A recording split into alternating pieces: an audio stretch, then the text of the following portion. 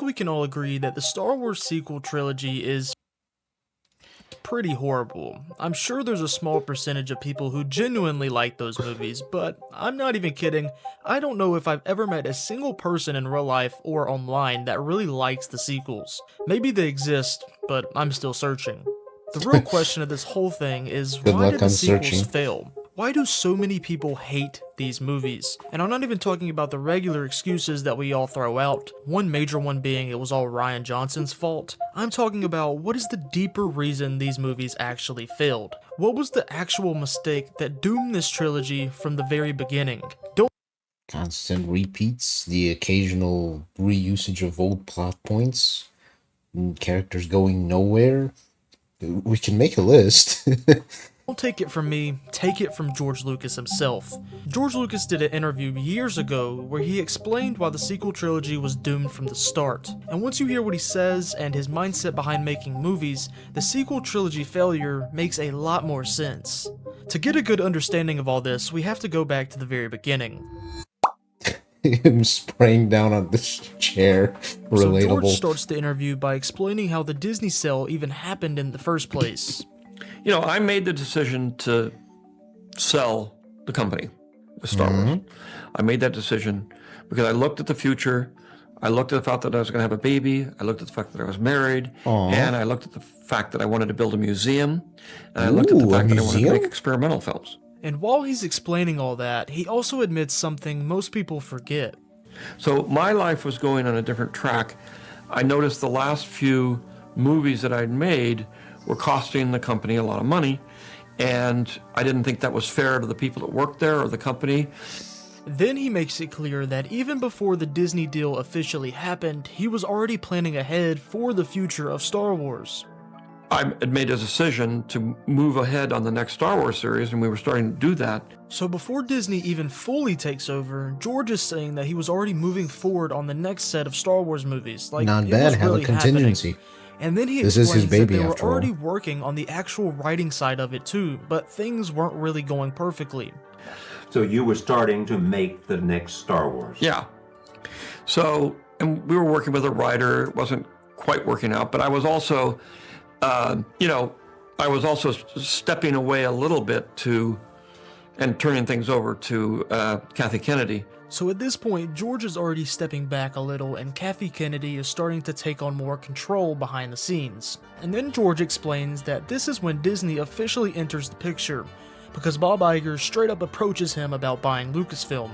What happened was Disney said, Bob Iger said, if you really want to sell your company, if you're thinking about selling it, because we were talking about retirement and what are you going to do after all this kind of stuff. And he said, well, if you really want to sell it, we're very interested. So after Bob We're Iger very says Disney is interested. interested, Already George a ends big up red selling flag. Lucasfilm to them, and then right after that, he says something in this interview that completely changes how you look at the sequel trilogy, because he makes it clear that when the sale happened, it wasn't like Star Wars was starting from scratch. They already had stuff being developed, they already had a direction, and George explains it himself. So that started that ball rolling. And I had the story treatments or, outlines, and we were working on scripts. Okay. So that proves one thing. The sequel trilogy didn't start from nothing. There were treatments, there were outlines. I mean, if I remember correctly, even some of the stuff from later on episodes, like episode 9 with Palpatine returning, they were apparently planning that all the way when episode 8 was being released, I think? Which is yeah, they had a plan. It's just that plan was probably on a wagon without wheels, going down a steep slope towards a bottomless pit. And there were early scripts being worked on, which is a little weird because I remember Kathleen Kennedy saying this. Well, actually, George Lucas never wrote a script for 7, 8, or 9. Good old Kathleen Kennedy right there. But let's move on. This is where George basically explains the mindset difference that, in my... Wait, so did he write it or did he not write it? That's... I mean, he does say good old Kathleen, so that means she lied? Though, why would she lie? Or did she not use it? Which is even dumber of her. Like, having something that pretty much sticks to the original from the main guy and not using it? Weird. opinion ended up haunting the entire sequel trilogy, because George says Disney was nervous going into episode 7. He talks about how Star Wars already had a messy history behind the scenes, even with the original movies.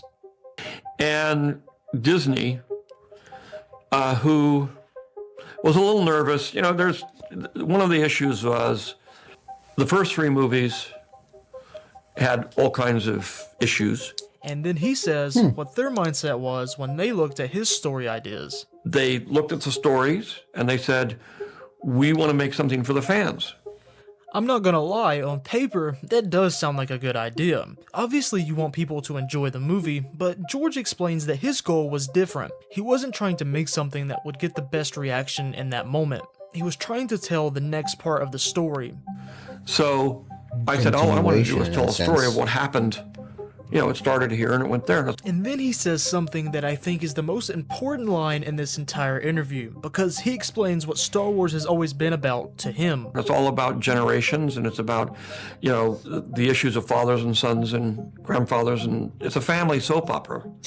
Pretty much. Ultimately. To some we extent. call it space opera, but people don't realize it's actually a soap opera. And it's all about family problems and it's not about spaceships. So you can already I mean, spaceships are like the side quest, if anything. They're cool, I ain't denying it. Space battles are awesome, but yeah, like the wizards and the characters more so take precedent as opposed to that. see the difference right there. George is thinking long-term, generational storytelling. Disney's thinking we have to win the fan base back. And once that mindset takes over, you start playing things really safe. You start leaning really familiar. You start trying to please everybody. And when that becomes the goal, that's when you stop taking real risk. And then George explains what happened next. He says Disney didn't want to use his stories. So Really? they decided they didn't want to use those stories. They Not decided, even as a guideline at the very least? Like, I understand if you wanted to create something original, but not even using the original creators, like, notes and something for, like, a guide to basically create and advise your own continuation? Really? That's so weird. they were going to go do their own thing, and so I decided, fine. And honestly, that one decision explains so much, because if George had treatments, outlines, and scripts, and Disney chooses not to use them, that's the exact moment where the sequel trilogy loses the chance to feel like one connected story from the very beginning. And George even admits he knew it was better for him to just step away at that point, because if he stayed involved, it would have turned into a constant fight. But basically, I'm not going to try to. They weren't that keen to have me involved anyway, but at the same time I said, I'm not going to, if I get in there, I'm just going to cause trouble, because they're not going to do what I want them to do. So, and I don't have the control to do that anymore, and all I would do is muck everything up. So I said, okay. That's crazy. The creator, the guy who pretty much made the series and took a shot in the dark to basically make it the Titan that it was, and they're not going to listen to him? Man, I don't know. Corpos or something. Okay, I will go my way and I'll let them go their way. So when George says Disney wanted to make something for the fans, you can instantly see what that turns into, because The Force Awakens was successful for 1 to 2 reasons. First, it felt familiar, it felt like the original trilogy, it felt like classic Star Wars again, and for a lot of people at that time, that's That's because it was. It was a rerun of episode 7 with new characters. exactly what they wanted. Are you and kidding also, me? it was successful because Star Wars was finally back, similar to what happened with The Phantom Menace. But Oh, I George like makes the it droids clear there in that the wasn't front. how he made Star Wars. He didn't want retro movies. He wanted each trilogy to feel like it was moving forward into something different. They wanted to do a retro movie. I don't like that. Every movie I worked very hard to make them different, and make them completely different with, different planets, with different spaceships, with different, to make it new. So And are you at peace with this? And that's basically the crossroads right there. Oh, they didn't George's show mindset if it was- tell the story and make something They new. just cut it off. Disney's mindset was make something familiar, win people back, and make money. And that's why the sequel trilogy starts off playing it very safe. Then halfway through, it switches directions completely. Episode 7 is fan service and nostalgia. People kind of complain about that.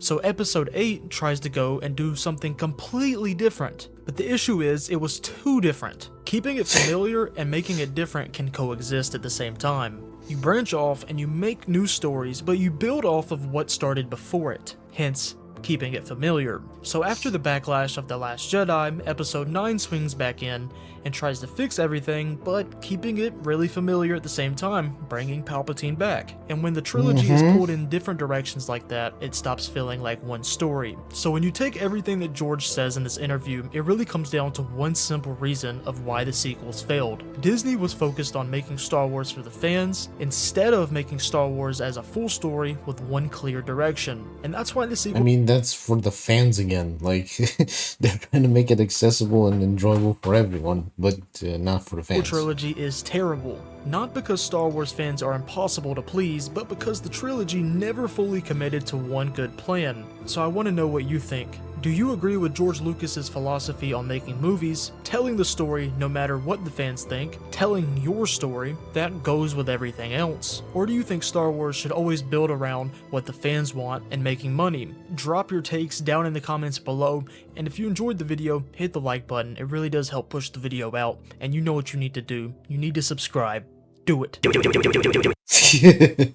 Hey, boy, we're going on a side quest. Oh shit. Did it load already? I was gonna talk about the stuff still. I think we can all agree that the Let me just rewind that real quick. Okay. Disney didn't fail. They murdered Star Wars successfully. There was no plan. There was no real story. There was no love in the franchise. There was nothing but a desire to make money for Disney. Somehow Palpatine returned. Lol. Massive Planet Killers again was an absolutely stupid decision. Yet somehow Palpatine returned. Remade A New Hope. Yeah, here it is. Still can't believe they remade A New Hope, reused the family shocker I Am Your Grandfather, and never had all three actors on screen together once. I mean, they did. I think they had them like near the end of episode 9. But still, yeah, that's true. Killing off Luke and Han was really stupid. George is right, needs to continue the story. I saw 7 and 9 once in theaters. I remember some vague moments from 7. Regularly watch episode 1 through 6. The sequels are not canon. Some heavy cope right there, guys. Big, pretty much coping. The Adventures of Mary Sue. That's a good one. Win the fan base back? You never lost your fan base. True. That is true. Man, I don't know. Like, on the one hand, I don't know the full story. That's the worst part. Like, maybe George did leave some notes here and there. Having his... Jeez. Having him around for advice and everything would have been nice as well. Like, there were some, stuff they could have done better, but they just didn't. It's almost like they genuinely were trying to act as for a cash grab and not even trying to think how exactly to execute said cash grab. It's crazy. It's ridiculous.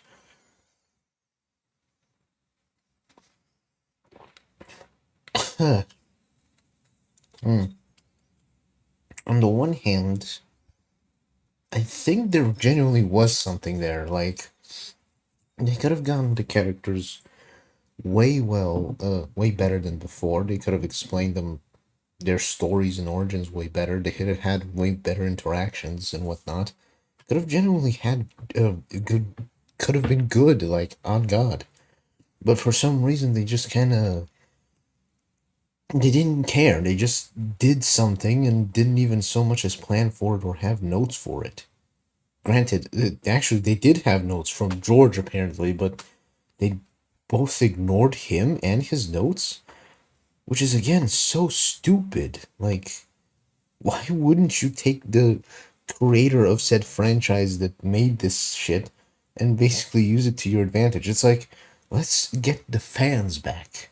How exactly do you plan to get the fans back when the very creator that the fans love, his work in particular, is being ignored and pushed to the side? It's like, tell me the logic there, because I clearly don't see it. It's so stupid and bizarre as well. Ugh, I don't know. Like, overall, it's I mean, you could say it as much as you want about the sequels, but honestly, I'm sad about them for one particular thing. They don't get explored afterwards or even beforehand. Well, technically speaking, beforehand we do get explorations from episode 6 forward, but anything revolving around the sequels just ceases. No, there are comics, I know that, like, because they have, like, the ugly ships returning, which was a nice thing. For those of you who don't know, ugly ships in Star Wars are basically like Frankenstein-esque inspired ships built from spare parts. And some of them are pretty cool, and some of them are pretty silly. Like, for example, I remember one with the AT-AT head with TIE interceptor wings, I remember. That was a cool design. Like, overall, these types of stuff were fun. But aside from that I can remember clearly because I like ugly ships in Star Wars, nothing else comes into mind when it comes to the sequels. Like, no other TV shows were made, no other solo stories, no other book continuations or something like that. Nothing. The only thing that comes to mind is Lego basically making their own stories that take place in the sequels and maybe even like play around with them. But again, aside from Lego, no one else has tackled this, which is perhaps the most depressing part. When episode 6 ended, they pretty much went out of their way to have like tons of stories. Does anyone remember Shadows of the Empire?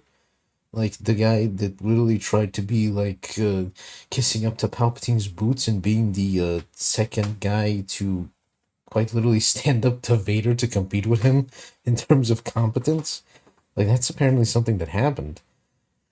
Um, what else? What else? I remember episode 6 afterwards, like they had the story with the Return of the Empire. Ironically, also that had the Return of Palpatine. They also had the infamous story with the alien invaders from the Outer Rim. That one's a pretty interesting story. But overall, they still went out of their way to experiment with them. Not only the original trilogy, but even the prequels. Like, they kept on expanding. They kept on making stories. Stuff that took precedent during and after those stories. It's crazy, right? Like, they did everything in their power to keep on expanding the universe and having more characters. Like, does anyone remember Kyle Katarn? I remember that guy. Mainly from episode 6 later, he's kind of like a pivotal story character that even later on is a part of your, like, custom character in the Star Wars universe's teacher, you know? And meanwhile, the sequels don't have anything. That's kind of like the most depressing part. Like, after they finish, they pretty much have nothing that they contribute towards. Everyone either goes back into the original trilogy or the prequels. They never go back to like anything to the sequels. They go actively to explore areas that take precedent long before the sequels even happen. Anything afterwards is just an afterthought. Which is perhaps very, well, it's very sad. Like, nothing more to say. It's just sad. No continuations, no stories, no nothing. It's kind of depressing, honestly.